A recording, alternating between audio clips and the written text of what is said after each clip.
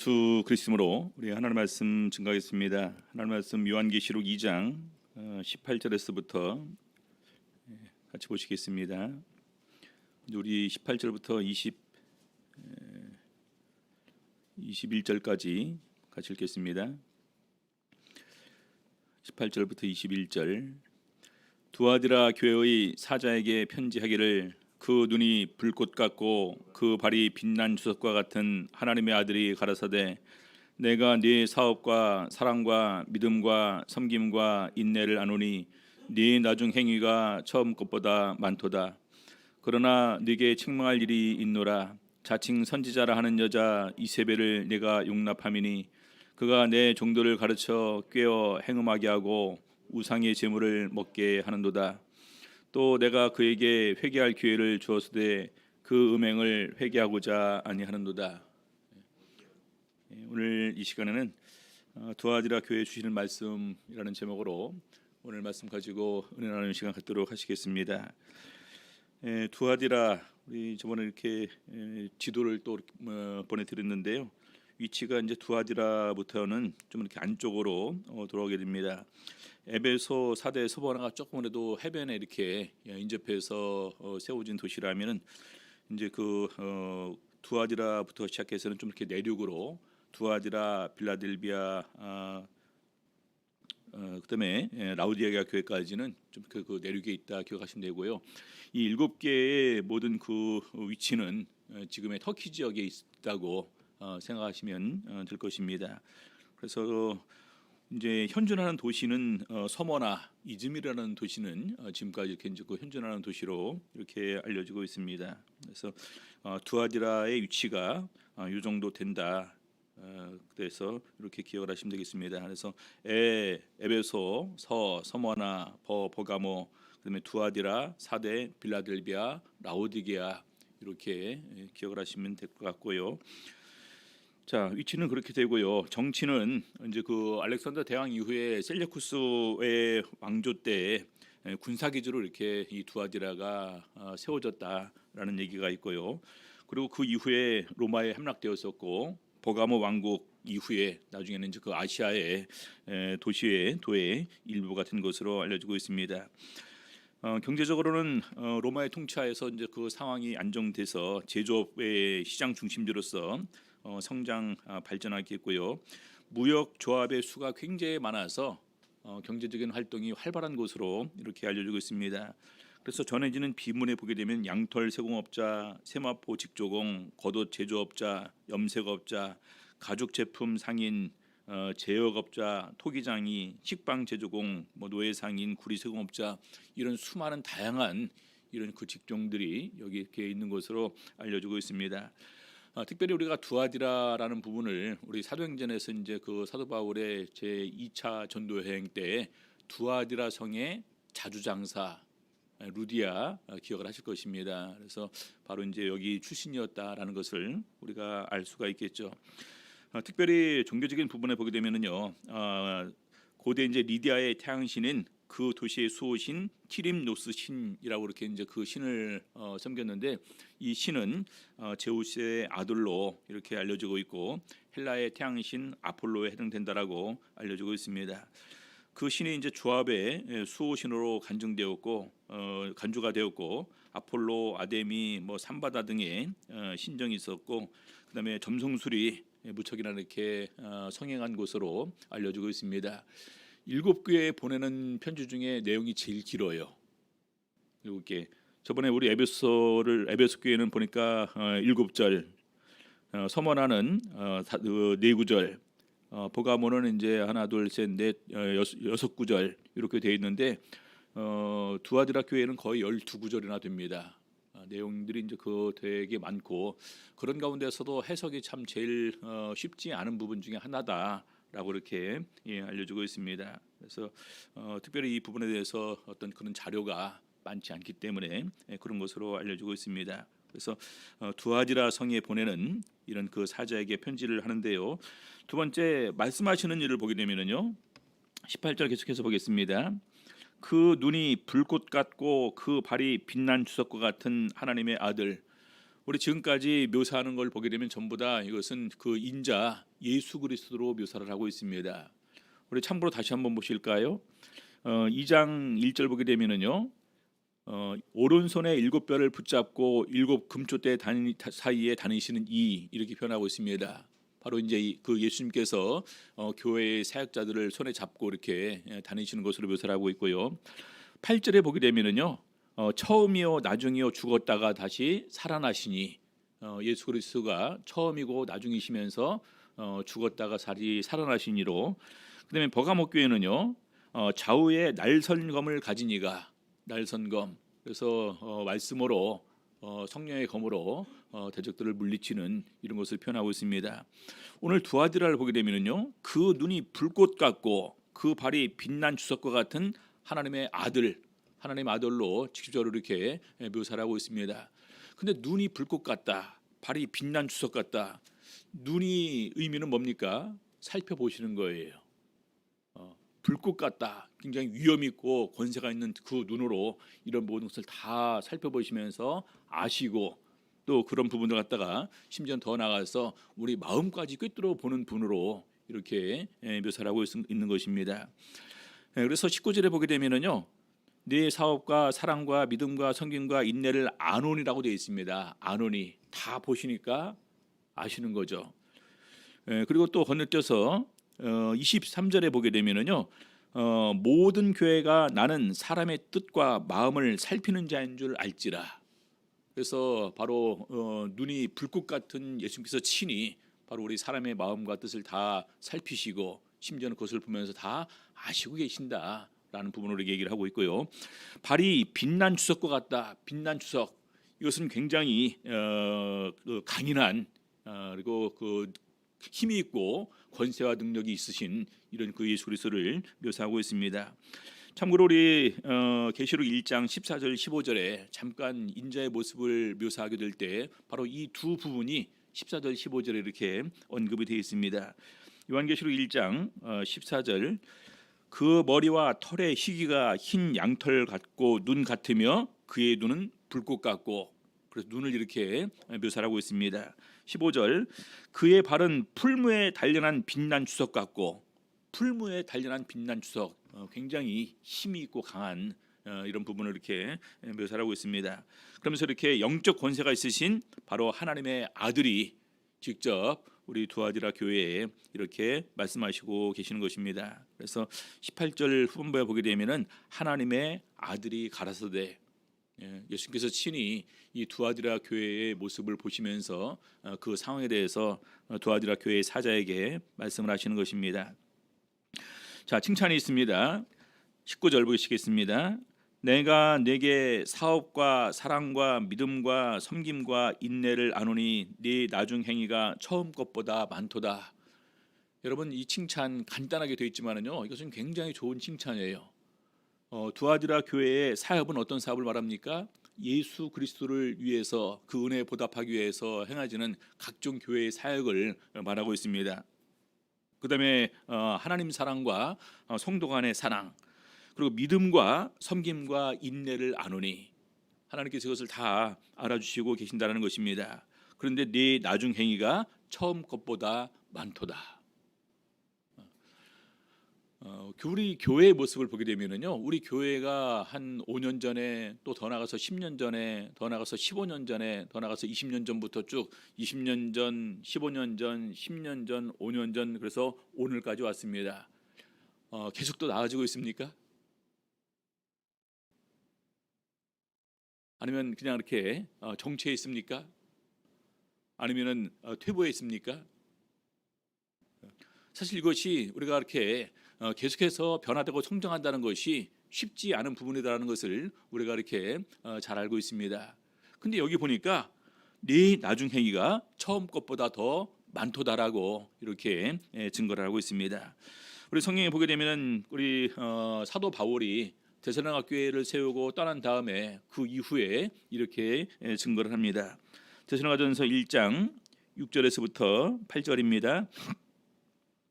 또 너희는 많은 환난 가운데서 성령의 기쁨으로 도를 받아 우리와 주를 본받은 자가 되었으니 7절 그러므로 너희가 마게도냐와 아가야 모든 믿는 자의 본이 되었는지라.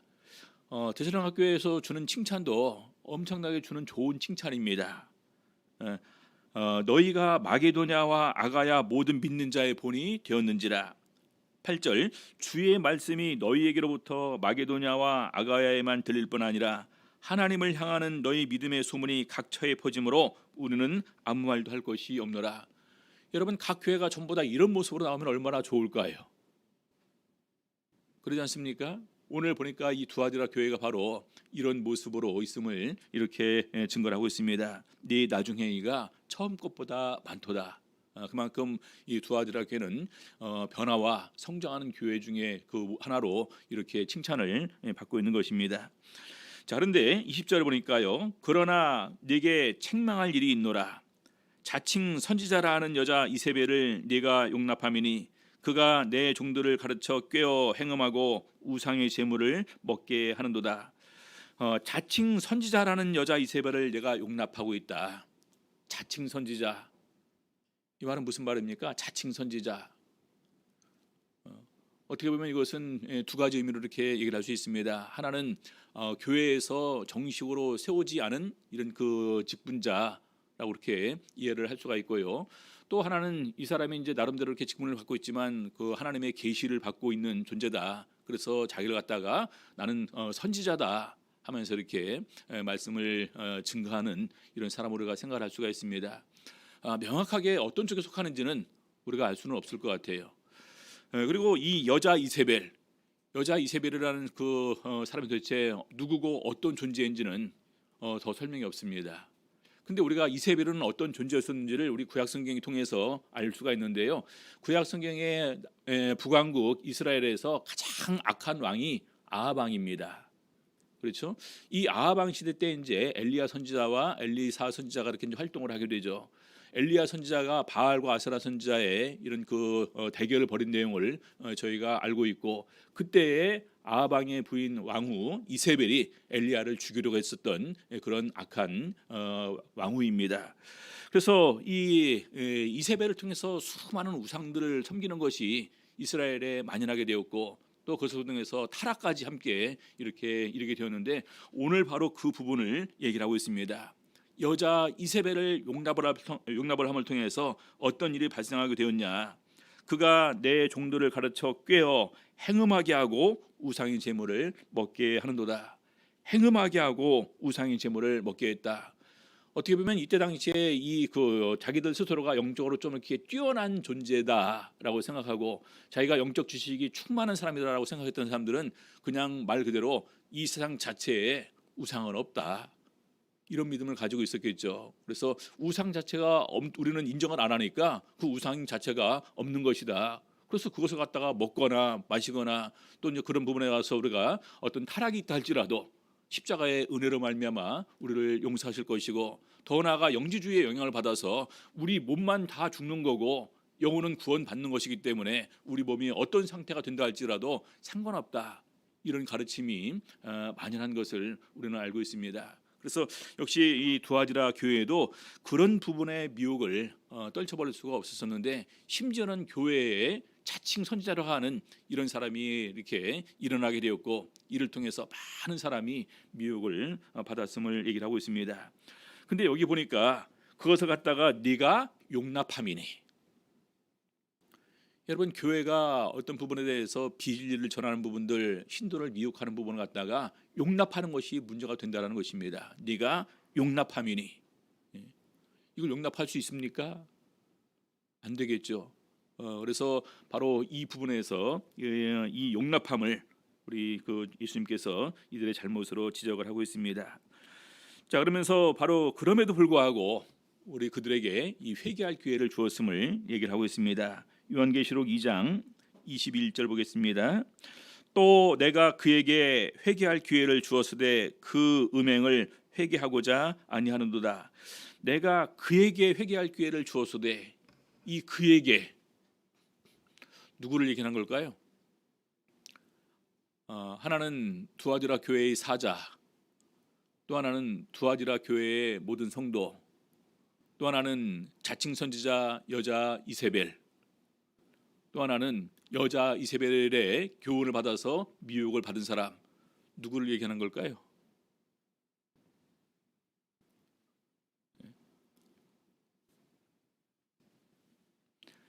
예, 여자 이세벨과 또 그의 미혹을 받아서 이렇게 진리의 그 가운데서 흔들리는 사람들, 잘못된 이런 행위가 있어서 음행과 우상 숭배, 우상의 제물을 먹는 사람들에게 주님께서 회개할 기회를 주었는데, 회개할 기회를 주었으되 그 음행을 회개하고자 아니하는도다.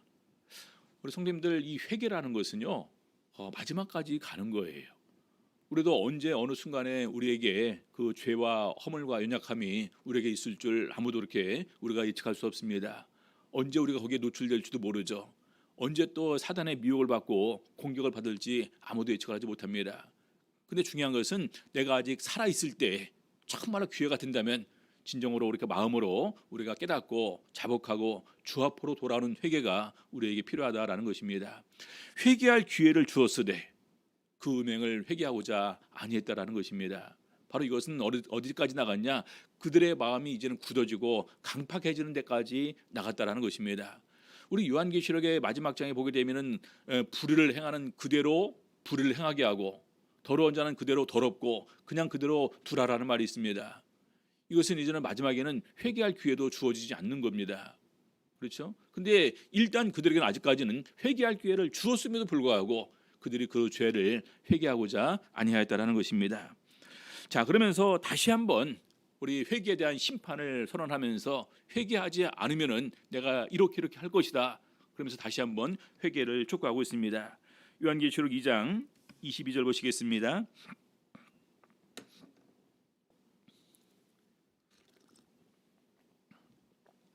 요한계시록 2장 22절 볼지어다 내가 그를 침상에 던질 터이요 또 그로 더불어 간음하는 자들도 만일 그의 행위를 해결치 아니하면 큰 환난 가운데 던지고 또 내가 사망으로 그의 자녀를 죽이리니, 여기 보니까 세 가지를 얘기를 하고 있습니다.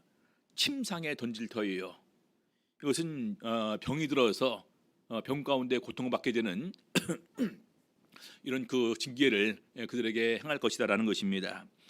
큰 환난 가운데 던지고, 큰 환난 가운데 던지고, 어떤 환난이 있는지 모르겠지만 아무튼 큰 환난, 우리 성경에 보게 되면 전쟁, 기근, 온역 이런 수많은 이런 부분들의 징계가 있습니다. 또 더 나아가서 이제 그 사람들로부터 이렇게 핍박받는 이런 부분까지도 포함이 될 수가 있겠죠. 그래도 안 되면 더욱더 사망으로 그의 자녀를 죽이리니, 그래서 이세벨과 그의 추종자들이 그래도 회개치 않으면 그들에게 이 사망의 징계를 마지막으로 더할 것을 이렇게 얘기를 하고 있습니다. 우리 욥기서 33장 보시겠습니다.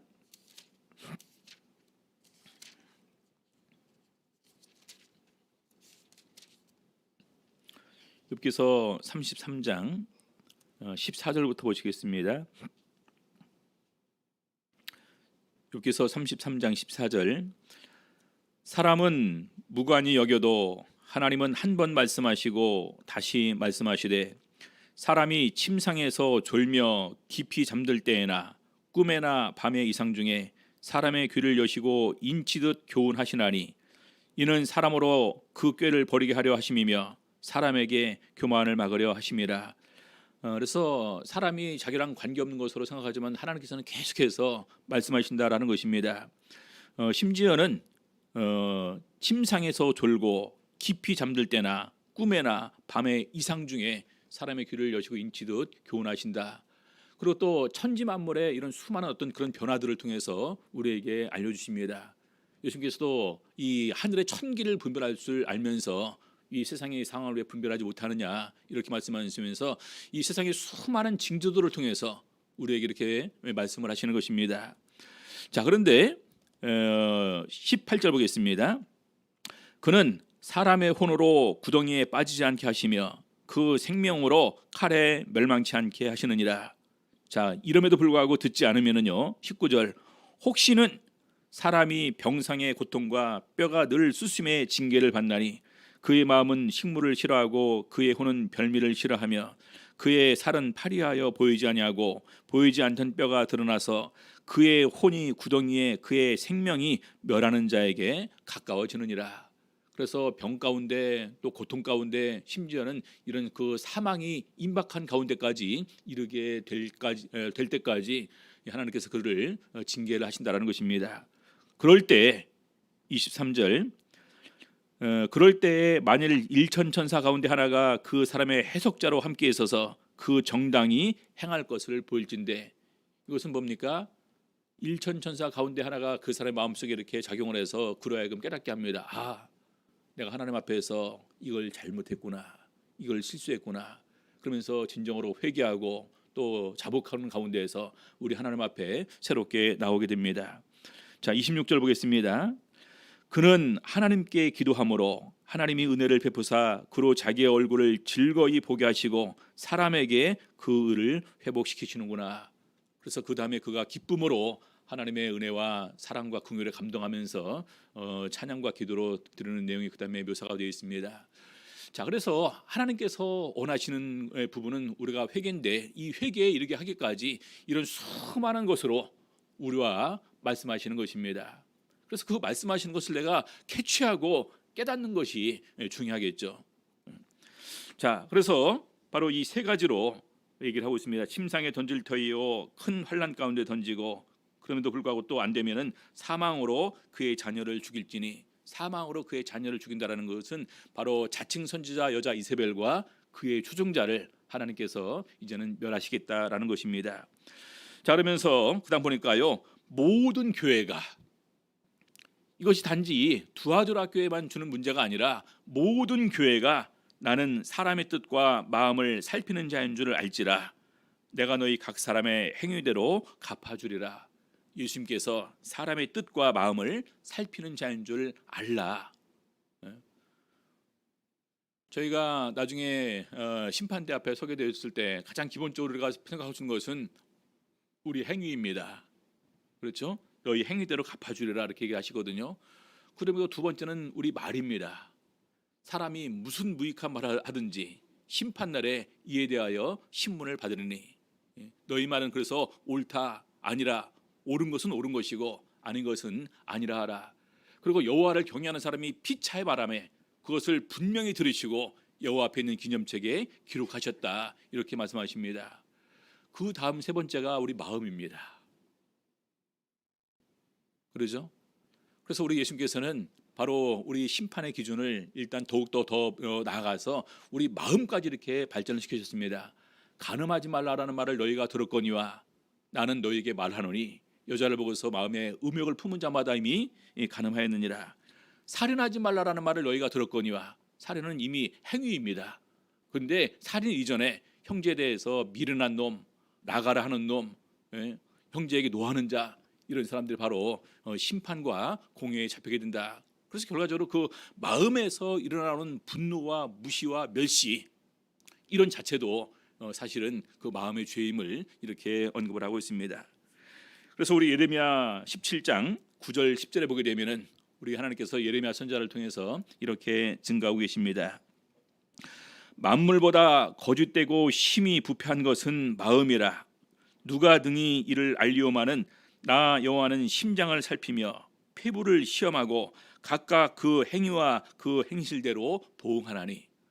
여러분, 구약 시대나 신약 시대나 분명히 하나님께서 밝히는 것은 우리 마음을 살피시고 우리 마음의 뜻을 아시고 그 뜻에 따라서 우리가 품고 있는 이런 마음에 따라서 우리 하나님께서 우리를 징계하신다는 것입니다. 여러분, 마음에 품은 뜻은 언젠가는 행동으로 이렇게 저절로 표현이 될 수밖에 없겠죠. 그래서 그의 행한 대로 갚아주리라 이렇게 예수님께서 말씀하시고 계십니다. 자, 근데 이런 가운데서 이제 그 믿음의 격려를 그들에게 해주고 있습니다. 24절 보시겠습니다. 계시록 2장 24절입니다. 두아디라에 남아있어 이 교훈을 받지 아니하고 소위 사단의 깊은 것을 알지 못하는 너희에게 말하노니 다른 짐으로 너희에게 주울 것이 없노라. 여러분, 두아디라에 남아있어 이 교훈을 받지 아니한 사람들, 다시 말해서 여자 자칭 선지자 여자 이세벨의 교훈을 받지 않고 음행하지 않고 우상 숭배를 하지 않은 사람들, 이런 순수한 사람들이 있었다라는 것입니다. 자, 그런데 문제는 뭐냐면요, 소위 사단의 깊은 것을 알지 못하는 너희. 사단의 깊은 것을 알지 못하는 너희. 여러분, 우리가 영적 싸움을 하는 것입니다. 근데 사단의 깊은 것을 알지 못하면 우리가 어떻게 대적할 수 있습니까? 그래서 우리 사도 바울 같은 경우도 우리의 씨름이 우리 눈에 보이는 이런 씨름이 아니라, 싸움이 아니라 영적 싸움임을 이렇게 증거를 하고 있습니다. 에베소서 우리 6장 보시겠습니다. 에베소서 6장 10절입니다. 에베소 6장 10절. 종말로 너희가 주 안에서와 그 힘의 능력으로 강건하여지고 마귀의 괴계를 능히 대적하기 위하여 하나님의 전신갑주를 입으라. 여기 보니까 마귀의 괴계를 능히 대적하기 위하여 하나님의 전신갑주를 입으라. 언제 어떻게 우리에게 공격할지 우리가 알 수 있습니까? 그렇죠? 그러면서 12절 보니까요, 우리의 씨름은 우리의 영적 싸움을 말하는 것입니다. 혈과 육에 대한 것이 아니요 정사와 권세와 이 어두움의 세상 주관자들과 하늘에 있는 악의 영들에게 대함이라. 우리 성도님들, 우리가 우리 눈에 보이는 이런 사람들과 싸워서 대적하면서 우리 믿음을 지키는 것이라면 굉장히 쉬울 수 있습니다. 근데 우리는 눈에 보이지 않는 영적 존재들과 싸우는 거예요. 우리 베드로 사도는 마귀가 우는 사자같이 되어서 삼킬 자를 찾나니 깨워서 그를 대적해야 될 것을 우리에게 권면하고 있습니다. 그래서 바로 이 부분에서 우리 사도 바울은 계속해서 또 13절에 그러므로 하나님의 전신갑주를 취하라 이렇게 얘기를 하고 있습니다. 전신갑주 11절에도 나오고 13절에도 나옵니다. 그러므로 하나님의 전신갑주를 취하라. 전신갑주는 우리가 싸울 때 입는 갑옷입니다. 전쟁 나갈 때 갑옷을 입으면서 우리가 기본적으로 머리를 보호하기 위해서 투구를 쓰죠. 가슴을 보호하기 위해서 우리가 갑옷을 입습니다. 가장 기본이 되는 부분이겠죠. 마찬가지로 우리가 영적 싸움에 있어서도 이런 갑옷이 우리들에게 있다라는 것입니다. 자, 이는 악한 날에 너희가 능히 대적하고 모든 일을 행한 후에 서기 위함이라. 악한 날에 너희가 대적하고 마귀의 공격에 대적하고 능히 서기 위함이라. 자, 14절 보겠습니다. 그런즉 서서 진리로 너희 허리띠를 띠고. 여러분, 이 허리띠는 언제 이렇게 띱니까? 힘을 쓰기 위해서 허리띠를 매는 거예요. 가장 큰 허리띠가 언제 매는 건 줄 아시죠? 우리 스포츠 경기할 때 보면은 역도 선수들이 허리띠를 매는데 엄청 두꺼운 거를 이렇게 맵니다. 왜냐하면 그들은 자기 체중의 몇 배나 되는 무게를 들어 올리거든요. 그때 허리가 제일 중요하지 않습니까? 그래서 허리띠를 그렇게 강한 것으로 이렇게 매는데, 우리 성도들도 가장 중요한 것은 진리에 굳게 서 있는 것이 무엇보다도 중요하다는 것입니다. 그래서 진리로 너희 허리띠를 띠고 또 의의 흉배를 붙이고. 흉배는 보호하는 것입니다. 근데 의의 흉배예요. 내가 의롭게 될 때 대적할 수 있습니다. 내가 더러워지게 되면은요, 마귀가 계속해서 나를 참소합니다. 우리 스가랴서 보게 되면 대제사장 여호수아가 더러운 옷을 입고 서 있고 사단이 그 옆에서 계속해서 공격하는 것을 스가랴 선지자에게 보이셨다, 그렇게 얘기를 합니다. 그래서 의의 흉배를 붙이고, 그다음에 평안의 복음에 예비한 것으로 신을 신고. 우리가 신을 신는 것은 나가는 것입니다. 그렇죠? 마귀는 계속해서 구원을 못 받게 하기 위해서 발버둥을 치고 있죠. 우리는 계속해서 구원을 한 사람이라도 더 받게 하기 위해서 우리는 나가야 됩니다. 그래서 평안의 복음에 예비한 것으로 신을 신고, 모든 것 위에 믿음의 방패를 가지고. 방패는 마지막 때 공격을 막는 것입니다. 직접 손을 들고 막는 거예요. 그때 그것이 믿음입니다.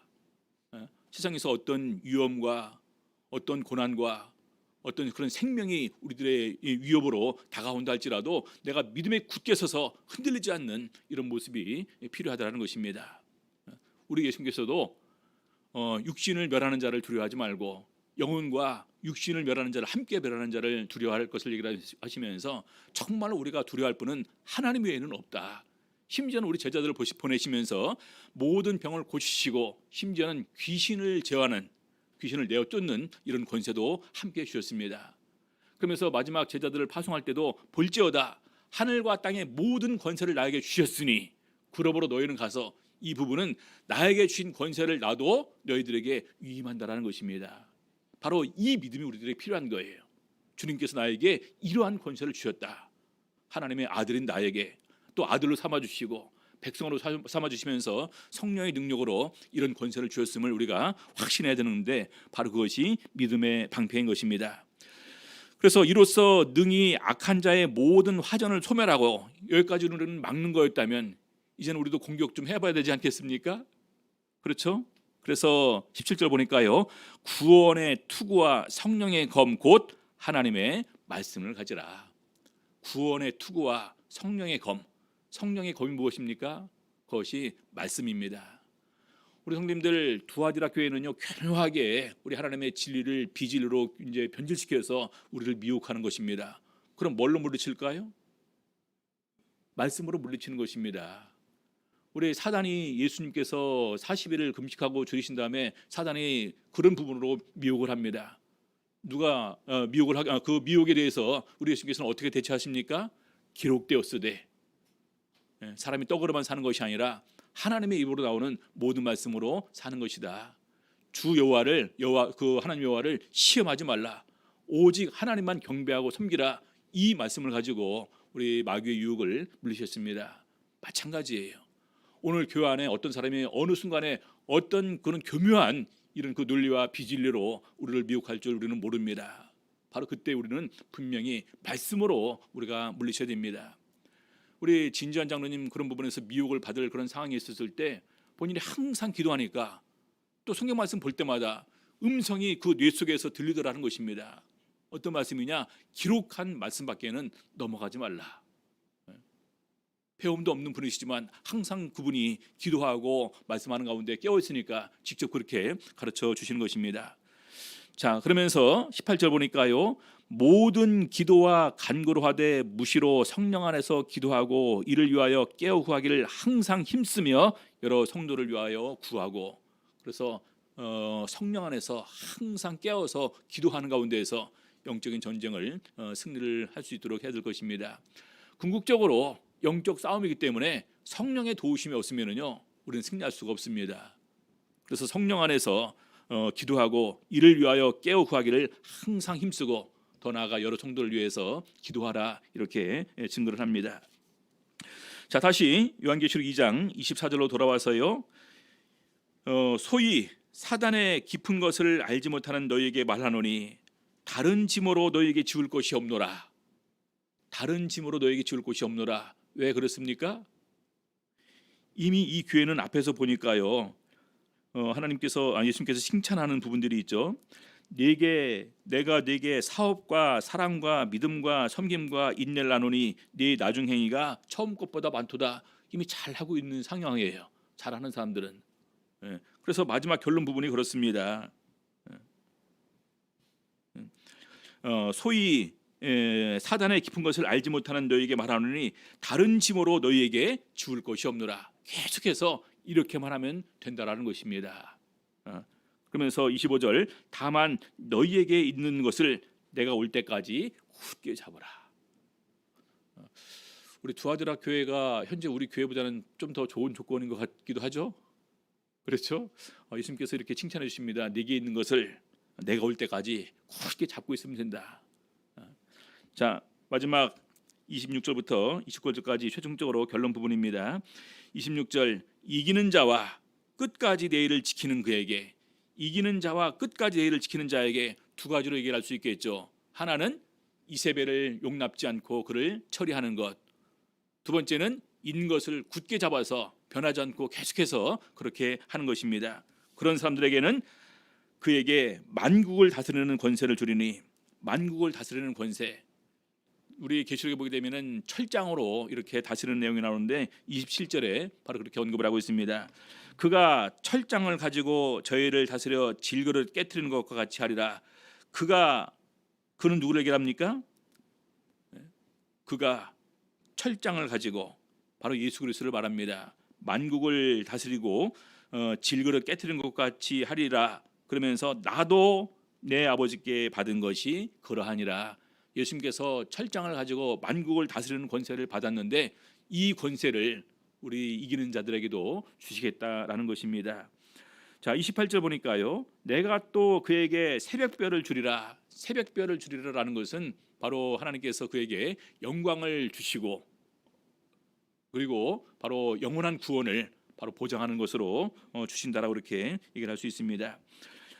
이사야 14장 12절에 보게 되면은 우리 이제 그 아침의 아들 계명성이 나오는데 바로 하늘에서 떨어진 존재로 묘사하고 있고 바로 이것이 하나님과 대적한 존재로 묘사를 하고 있습니다. 계명성, 별과 같이 빛나는 존재였었는데 그가 이렇게 떨어졌는데 바로 그에게 별을 준다라는 것은 그 영광을 그에게 준다라는 것을 의미하는 것입니다. 우리 다니엘서 12장 3절에도 지혜 있는 자는 궁창의 빛과 같이 빛날 것이요 많은 사람을 옳은 대로 돌아오게 한 자는 별과 같이 영원토록 비추리라. 그래서 그에게 줄 영광을 이렇게 의미를 합니다. 자, 그러면서 계시록 22장 16절 보니까요. 나 예수는 교회들을 위하여 내 사자를 보내어 이것들을 너에게 증거하게 하였노라. 나는 다윗의 뿌리요 자손이니 곧 광명한 새벽별이라 하시더라. 그래서 바로 이 새벽별 예수 그리스도를 그에게 이렇게 허락한다는 것은 바로 그로 하여금 진정으로 하나님 아들로 삼아주심과 동시에 영원한 나라에서 영생을 누리는 존재로 그에게 확실하게 이렇게 보장하는 것을 의미하는 것입니다. 그래서 우리 바로 이 두아디라 교회에 우리 예수님께서 이렇게 권면을 하는 가운데에서 그들에게 칭찬과 격려를 이렇게 해주면서 더욱더 믿음 안에 굳게 설 것을 말하고 있습니다. 우리 성도님들, 우리 신앙의 목적이 구원입니다. 그렇죠? 천국에 들어가서 영원히 사는 것이지 않습니까? 그래서 오늘 이 두아디라 교회에 보내는 교훈이 바로 나에게 주는 교훈이다. 우리 교회에서 비진리를 증거하는 것 절대로 용납지 않는 가운데에서 우리 교회가 주를 위해서 헌신하고 있는 모든 사역을 더욱더 열심히 더욱더 충성스럽게 우리가 감당함을 통해서 예수 그리스도의 이런 그 보장을 함께 받을 수 있는 저와 우리 성도님들 다 되시기를 예수 이름으로 바랍니다. 복도하시겠습니다.